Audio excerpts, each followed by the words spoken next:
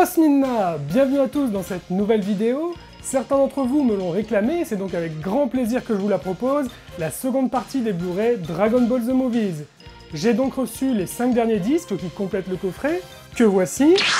Alors il va y avoir pas mal de choses à dire sur ces disques, packaging, restauration, bonus, modification, mots d'excuse de la Toei, et censure, oui, vous avez bien entendu. Allez, je vous propose de ne pas perdre de temps et d'attaquer tout de suite.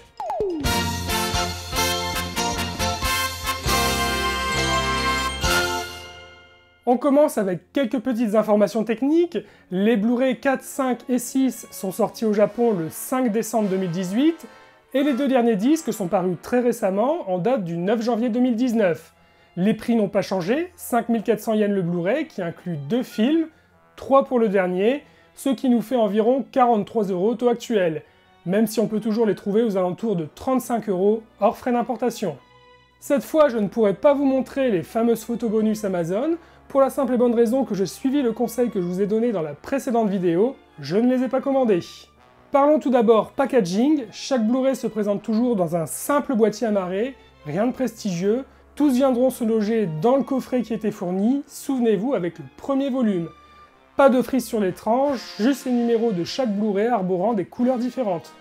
Les illustrations des jaquettes ont de nouveau été réalisées par Tadayoshi Yamamuro. Malheureusement, cela reste encore très moyen, voire même pire pour certaines. La couverture du 4e volume se présente avec un Goku Super Saiyan, vêtements déchirés en premier plan, le Cyborg numéro 13 en version fusionnée et Broly en arrière-plan, au visage assez médiocre. Le 5e volume est sans doute le plus réussi de tous, avec Gohan Super Saiyan en premier plan, vraiment bien réussi, un nouveau Broly en arrière-plan, accompagné de Bojack qui a la mâchoire un peu rectangulaire, mais globalement l'illustration est plutôt sympa malgré une composition toujours basique. Le 6e disque offre sans doute la composition la plus dynamique que l'on ait pu voir. Malheureusement, les personnages sont assez ratés, Goten a un visage très moyen, Trunks ça passe à peu près, et Gogeta, caché de toutes parts sur la composition, et ressemble à un jeune adulte. Au passage, retenez bien ce disque, il va y avoir des choses à dire dessus. Nous passons au dernier lot de disques sortis avec en premier le volume 7 et son immonde illustration de Goku en Super Saiyan 3. Alors je ne sais pas ce que vous en pensez, mais si on lui peignait les cheveux en bleu, limite on pourrait le prendre pour Sonic avec ses cheveux en dents de scie. En second plan, nous avons Tapion et le Commandant Red, une association assez bizarre et au visage peu détaillé. Et enfin, Hildegarde en fond, lui manquant selon moi 2 pupilles rouges pour le rendre plus inquiétant. Enfin, le dernier Blu-ray, le seul à inclure 3 films, en l'occurrence ceux de Dragon Ball. C'est assez surprenant d'avoir mis chronologiquement les 3 premiers films Dragon Ball à la fin du coffret.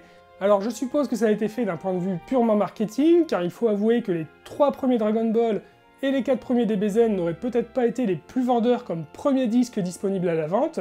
Sur cette illustration, nous avons encore des personnages très fades, hormis peut-être Bulma qui tire son épingle du lot, en fond Shenron qui s'élève pour éparpiller les 7 Dragon Ball, bref, pas vraiment de quoi s'extasier devant tant de médiocrité. Au dos des jaquettes, nous retrouvons un petit descriptif de chaque film avec le plot, staff, casting, spécificités techniques, ainsi qu'un encart avec les maigres bonus contenus. Je vous propose d'attaquer tout de suite avec le 4e disque. Alors, à l'intérieur, nous allons y trouver le flyer des sorties Toei, dessus beaucoup de séries Sentai et séries live. On y trouve quand même un encart avec les films Dragon Ball, ainsi que le dernier long métrage de Broly. Ensuite, nous avons une feuille sur l'entretien des disques, le livret de 8 pages. Alors je rappelle au passage que la couverture et la 4e de couverture sont inclus dans le nombre de pages, ce qui fait au final réellement 6 pages de contenu. Parmi celles-ci, nous avons 3 pages consacrées au film Kyokugen Battolu Sendai Super Saiyajin, avec le synopsis, les infos techniques et des fiches personnages. On enchaîne sur 3 autres pages consacrées au 8e long métrage, Moetsukiro Nessen Nessen Shogeki-sen, avec les mêmes informations que précédemment, toujours pauvres en contenu. Enfin, nous avons la galette que nous allons découvrir tout de suite avec le contenu. Les menus restent dans le même style que les 3 premiers volumes, les 2 affiches originales des films ainsi que des sélections nous permettent de lancer les longs métrages, choisir son chapitre, et enfin, sélectionner les bonus. Ces menus sont toujours dépourvus de son, Toei nous proposant le strict minimum. Parmi les suppléments, nous retrouvons pour le film 7 la bande-annonce, remasterisé en haute définition et au format 16 neuvième, l'opening et l'ending du film sans crédit, en basse définition upscalé au format 16 neuvième et de qualité très moyenne. C'est d'ailleurs précisé au dos de la jaquette que ce bonus a été récupéré depuis les Laserdiscs. Enfin, la bande-annonce DVD unitaire au format SD. En ce qui concerne le film 8, nous n'avons que sa bande-annonce, toujours remasterisée en haute définition 16 neuvième, très appréciable car nous avons quelques plans tirés de la série, période Cell avec Gohan et Goku en Super Saiyan maîtrisé qui sont juste splendides. Et la bande-annonce DVD unitaire, toujours au format SD qui viendra terminer ses bonus. Passons maintenant au 5e Blu-ray. Alors à l'intérieur, nous allons retrouver les mêmes flyers sur lesquels je vais faire l'impasse. On retrouvera le livret de 8 pages. Dedans, nous y trouvons 3 pages sur le film 9 Ginga Gili Gili Buchigili no Sugoi Yatsu et 3 pages sur le film 10 Kiken na Futari Supa Senshi wa Nemurenai. Et enfin le disque que voici, que l'on va découvrir. Le menu reprend à nouveau les jaquettes originales des longs métrages présents sur le disque, avec lancement des films, chapitrage. Au niveau bonus, nous avons pour le film 9 le teaser, complètement inédit car il n'était pas présent sur les DVD japonais, remasterisé en haute définition et au format 16 neuvième. La bande-annonce cinéma, également remasterisée et toujours en version HD 16 neuvième.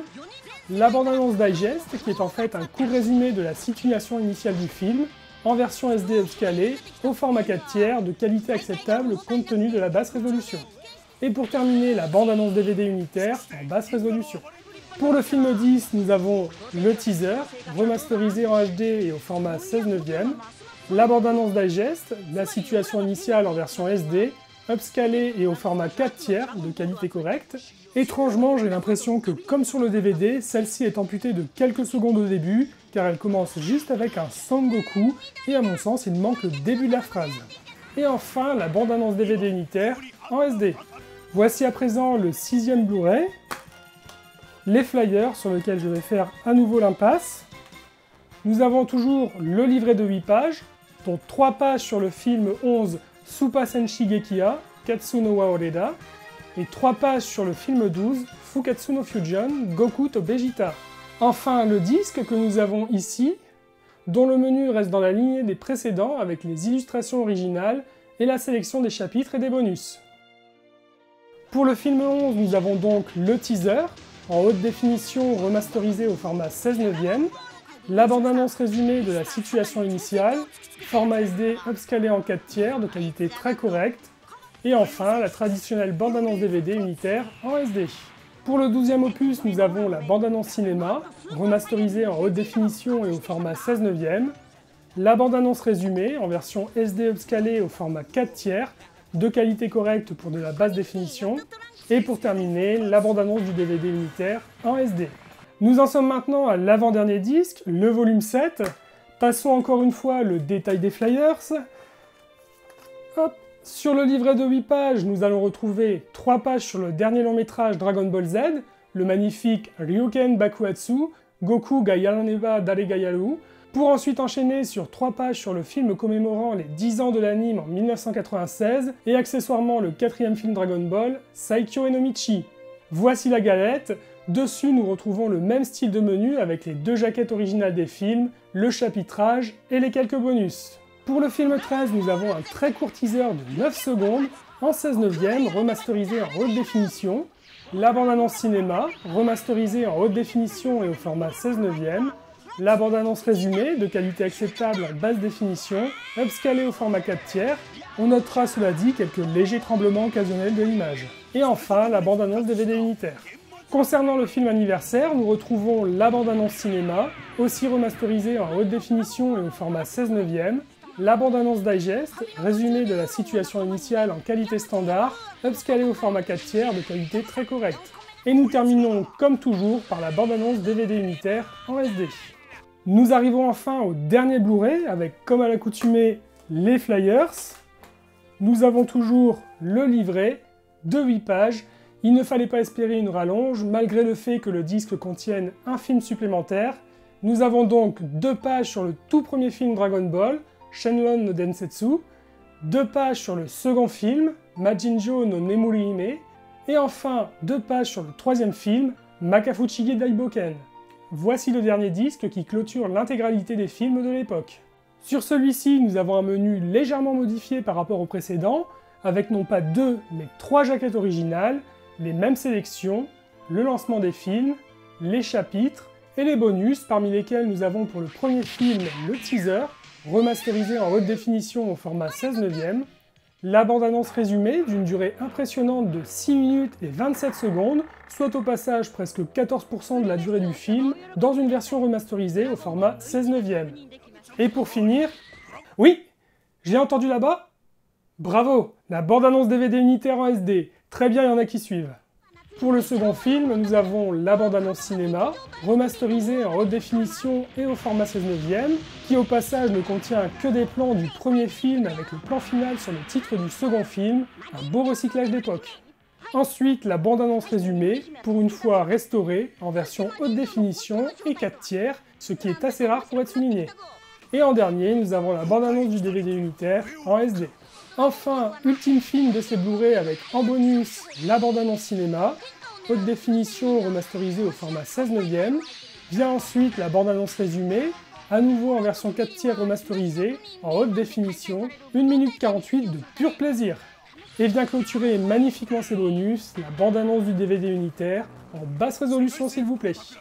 Nous avons fait le tour du contenu des disques, alors maintenant parlons un peu de la qualité des longs métrages. C'est vrai que sur les 3 premiers volumes, à savoir les 6 premiers films, j'étais assez enthousiaste quant à la qualité proposée, avec des pistes audio certes mono, mais identiques aux laserdiscs d'époque, qui ont une meilleure dynamique que les DVD Dragon Box.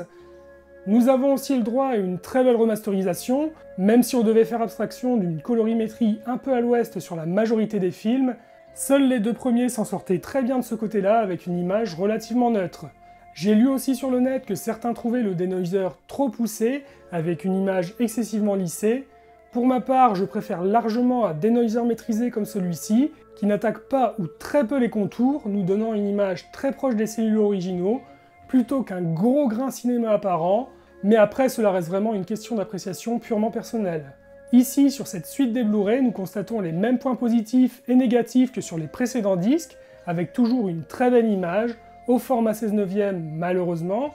D'ailleurs, en parlant du format 16/9, j'ai obtenu l'explication quant aux bandes noires présentes en haut et en bas de l'image. La Toei a effectué une remasterisation des films au format 4K cinéma, qui possède une résolution de 4096 par 2160 pixels, comparé au 4K standard des téléviseurs qui est de 3840 par 2160 pixels. Ainsi, si vous réduisez la résolution 4K cinéma au format Full HD 1920 par 1080 pixels, vous obtenez ces fameuses bandes noires en haut et en bas de l'image. La Toei ne s'est pas vraiment cassé la tête pour coller parfaitement au format Full HD, même si dans un sens il vaut mieux ces bandes noires qu'un nouveau crop plein format de l'image. En plus, ce point tendrait à prouver qu'il y a fort à parier que nous verrons débarquer les longs métrages beaucoup plus tôt que prévu, dans un format 4K. Au niveau colorimétrie, les films ont quasiment tous une tendance à dévier vers le jaune verdâtre. Seul le film 8 s'en sort bien, avec une image relativement neutre. Aussi, une rehausse légère des niveaux n'aurait pas été du luxe, les zones sombres ayant souvent tendance à être non pas bouchées, mais peu visibles. Une déception aussi assez importante sur les films 12 et 13, dont j'ai trouvé globalement l'image moins nette que les autres films.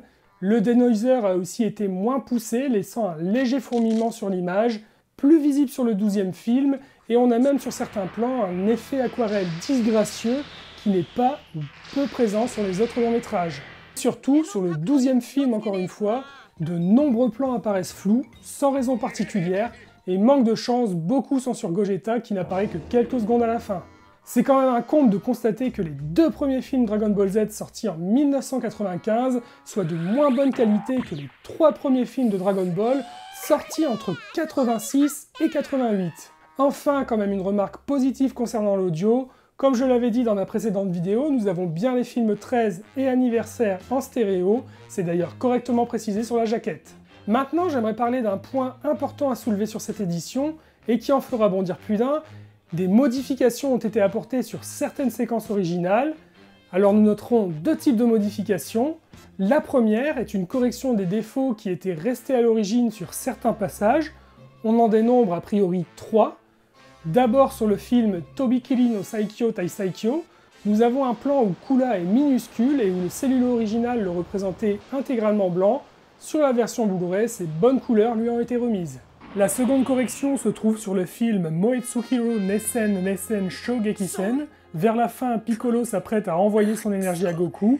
D'origine, nous voyons sur son bras les bords de la peinture des cellulos, tout simplement peint trop court par rapport au cadrage du plan. Sur la version Blu-ray, tout le cut a été corrigé. Enfin, la troisième correction, très furtive sur les anciens DVD qui concerne le film 10, Kiken Nafutari Super Senshi wa Nemurenai, Broly perd ses boucles d'oreilles le temps d'une image, ce n'est plus le cas sur ces Blu-ray.